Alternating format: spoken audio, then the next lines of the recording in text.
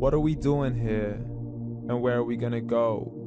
It's like we just woke up one morning and then it's welcome to the show.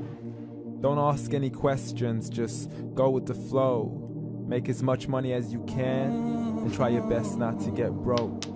Copy everything you see on the TV, from the hairstyles to the clothes, and don't think too often, just do exactly as you're told. And if you ever get confused, then just turn towards the alcohol.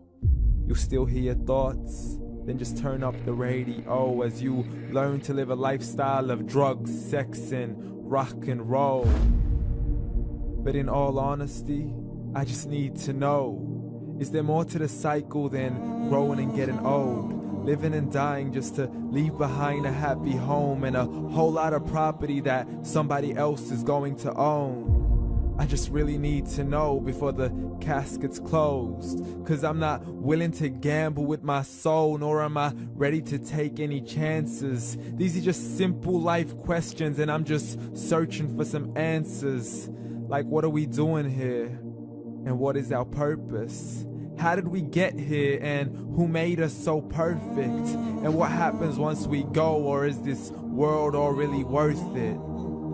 Questions we don't answer because apparently we don't really have to. There's no purpose to this life and our existence is merely natural. Then in that case, please let me ask you, did you create yourself, or was it somebody else who had fashioned you? 'Cause you're a being that's impeccable, faultless and unparalleled. You're a product of supreme intelligence and I'm merely being rational.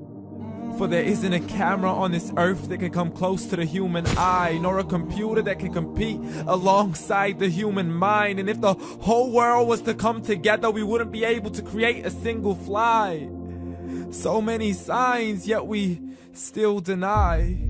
As science tries to justify that all this could come from none, when it's a simple sum. 0 plus 0 plus 0 cannot possibly ever give you 1. So from where did all this order come?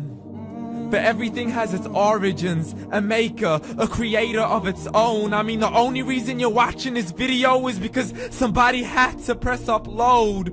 So we can believe in the Big Bang, but I'd rather believe in He who caused it to explode. Allah, the creator of everything along with every single soul.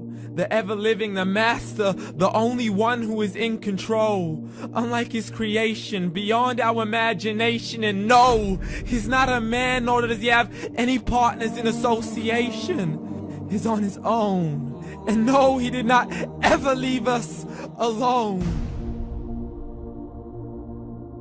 Just like every manufacturer, he left us with an instruction manual. The Quran and Islam, and I'm sorry to jump to conclusions, but it's the only one possible. The only definition of God is the one and only supreme being. It's logical, a book with 0 contradictions, with miracles that are both scientific and historical, all revealed over 1400 years ago. Like the detailed description of the human embryo. The descriptions of the human embryo in the Quran cannot be based on scientific knowledge in the 7th century. To the mountains as pegs holding firm the earth below, and the 2 seas that don't mix in a complete separate flow. To the planets in orbit, alternating night and day as they stay in flow. The expansion of the universe and the creation of everything from H2O.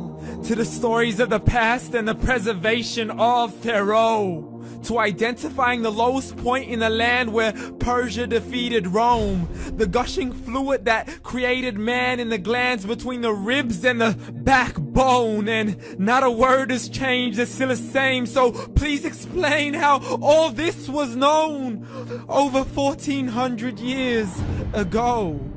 To a man who couldn't read or write, as he would recite whatever the angels spoke. And if you still don't believe, please try to come up with something that's even close. But you can't, so we took God as a mockery and his messengers as a joke. Muhammad could not read or write. How's somebody who can't read or write gonna start a religion? Dismiss the scriptures as legends and tales of the ancient folk as we live life according to our whims, desires, and hopes. saying this life is the only home we will ever know. We will live then die, then simply turn to bones. YOLO!